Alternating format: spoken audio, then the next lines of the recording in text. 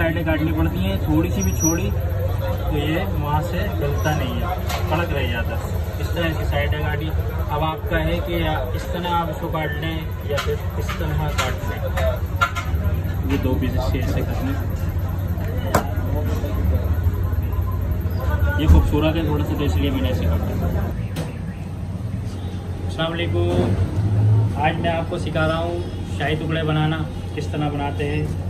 इसके दो तरह के होते हैं, एक बिल्कुल सीधा कटा हुआ होता है, लेकिन मैंने चौरस में काटे हैं। ये डिज़ाइनदार हो गया थोड़ा सा, तो इसलिए मैंने इसको इस तरह काटा है और फ्राई कर लिया। इसको मैंने घी में फ्राई किया। पहले इसको डबल रोटी हम लोगों ने बड़ी ली है, तो इसको स्लाइस करने के बाद इसको सुखाया है तकरीबन 1 आध घंटे। उसके बाद इसको हमने फ्राई किया है घी के अंदर। तो मैं इसका जो दूध है वो बता दूँ, 2 डबल रोटी आई हैं हमारे पास, तो इसका दूध मैंने यहाँ पर रखा है। ये दूध है इसका, तकरीबन 6 किलो दूध है ये। इसके अंदर मैंने 1 किलो 200 ग्राम चीनी डाली हुई है। तो ये पका हुआ है दूध। ये थोड़ा सा मैं इसको गर्म कर देता हूँ। अच्छा, मैं इसके अंदर आधा किलो खोया तकरीबन मिला रहा हूँ। 1 किलो खोया डलता है तो मैं आधा किलो दूध में डाल रहा हूँ, और आधा किलो जब ये मैं इसको निकालूंगा थालों के अंदर, इसको गार्निश करूँगा। थोड़ा सा मिला दूँ ताकि चुपके नहीं, नीचे पक रहा है ये दूध। ठीक है, अब मैं इसमें थोड़ा सा कलर मिलाऊंगा ताकि ये गोल्डन हो जाए। अच्छा, मैंने बोला कहा थोड़ा सा मैं इसमें कलर ऐड कर देता हूँ। ये देखिए थोड़ा ये इसका थोड़ा सा कलर चेंज हो गया। ये देखिए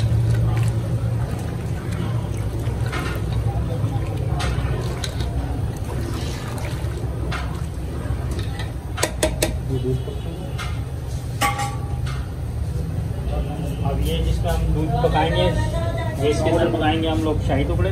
इसके अंदर मैं दिखा देता हूँ, ये जो मैंने आपको फ्राई करके दिखाए थे। इसको मैं थोड़ा सेटिंग से रखता हूँ।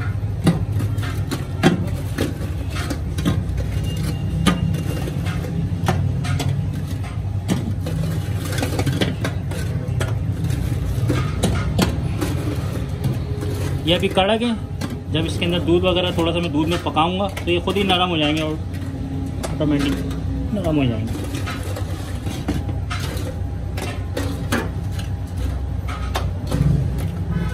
अच्छा, ये मैंने इसके अंदर सेट कर दिए। अब मैं इसमें थोड़ा थोड़ा दूध डालता रहूँगा ताकि ये दूध पीते रहें और पकते रहें। मैं इसके अंदर दूध डाल दूँगी।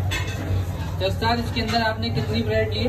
तकरीबन मैंने ये 2 ब्रेड है इसके अंदर, बड़ी वाली, और 1 ब्रेड में 3 किलो दूध डलता है, 2.5 किलो। 3 किलो दूध बिल्कुल बेस्ट है इसके अंदर, आराम से पकते हैं, शीरे वाले रहते हैं, क्योंकि डबल रोटी तो पीती है ना दूध, तो इसलिए मैंने 1 डबल रोटी में 3 किलो दूध है। और इसके अंदर जो खोया है वो 1 किलो जाएगा? हाँ, 1 किलो जाएगा। आधा किलो मैंने इसमें लगा दिया है। आधा किलो जब मैं इसमें गार्निश करूँगा वो आधा किलो उसमें लगा दूँगा। तो सर, 3 किलो दूध में कितनी किलो चीनी डाली है आपने? 1.5 किलो चीनी डाली है मैंने इसके अंदर। ये दूध हमने डाल दिया। ये दूध अच्छा, सारा एक तरह एक दफ़ा ही नहीं डालना ना, थोड़ा इसको डालने के बाद पकाना है। अच्छा, मैं चूल्हा इसका तेज करके ये पक रहा है,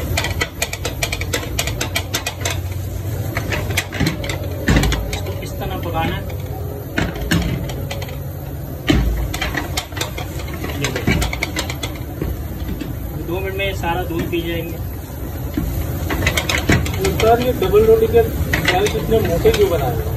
ये मोटे इसलिए हैं कि अभी मैं इसके अंदर पका रहा हूँ, फिर मेरे को थालों में गार्निश करनी है ना, उसमें टूट जाते हैं। पतले वाले जो होते हैं वो टूट जल्दी जाते हैं, इसलिए मैंने इसको मोटे स्लाइस करे आगे टूटेंगे नहीं। तो स्लाइस के लिए आपने वो पूरा जो एक लोग मिलता है डबल रोटी का वो लिया? हाँ, वो लिया। वो मैंने खुद ही स्लाइस किए हैं, खुद ही बनाए। और आप चाहें तो स्लाइस वाले भी ले सकते हैं, तो उसको साइडों से काटना पड़ता है, बस उसकी साइडें काटनी पड़ेगी।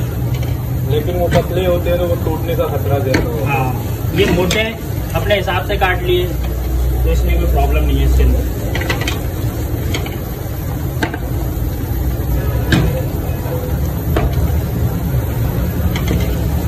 इसको बड़े प्यार से पकाना पड़ता है, मेहनत बहुत लगती है। अभी देखिए दूध खुश्क हो रहा है ना, ये ऊपर वाले है ना, उनके लिए डालना है।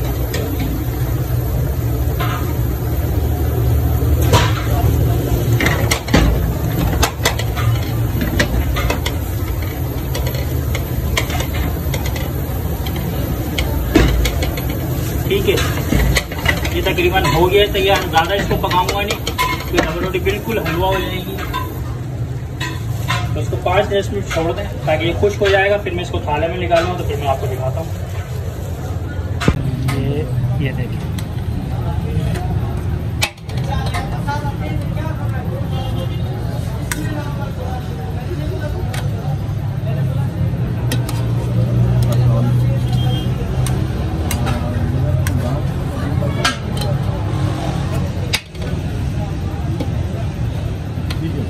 ये हमारी अब सारे टुकड़े तैयार हो चुके हैं, तकरीबन तैयार हो गए। ये मैं इसको करके इस पर गार्निश कर दूंगा, एक बादाम और खोए की। आप चाहें तो इसमें चांदी के वर्क भी लगा सकते हैं, लेकिन आजकल चांदी के वर्क पहले वाले नहीं आ रहे, मज़ेदार नहीं। अच्छा उस्ताद, अगर हम इसको पहले ब्रेड लगा के फिर उसके ऊपर दूध डाल के करना चाहें तो वो उस तरह भी कर सकते हैं? वो भी हो सकता है, आप चाहें तो वैसे बना लें। लेकिन इसमें और इसमें फ़र्क क्या है? इसमें फ़र्क ये है कि ये पक गए दूध में, दूध सही से पी लिया। उसमें ये है कि उसके अंदर दूध ही दूध होता है, सिर्फ ऊपर ही होता है। और जैसे साइडें रह जाती हैं नरम, कड़क रह जाती हैं, इसमें नरम, सब चीज़ नरम है बिल्कुल। साइडें भी ओके हैं और बीच से भी उसकी साइडें वगैरह रह जाती है, क्योंकि दूध सही से जलता नहीं है ना, इसमें पक चुका है दूध।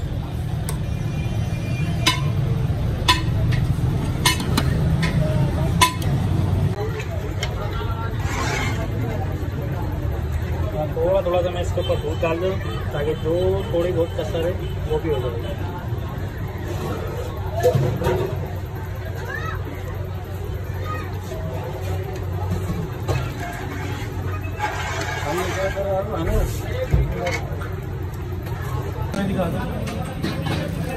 अब इसके ऊपर बादाम ऐड करता हूँ।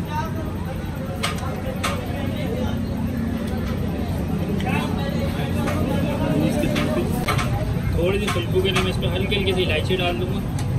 ये देखिए इस समय से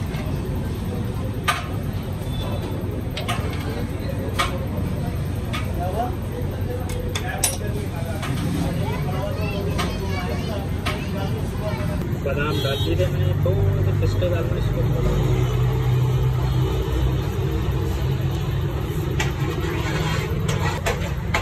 ये हमारे चाय टुकड़े बिल्कुल तैयार हैं। इंशाल्लाह आपको बहुत मज़ा आएगा ये बनाने में और खाने में।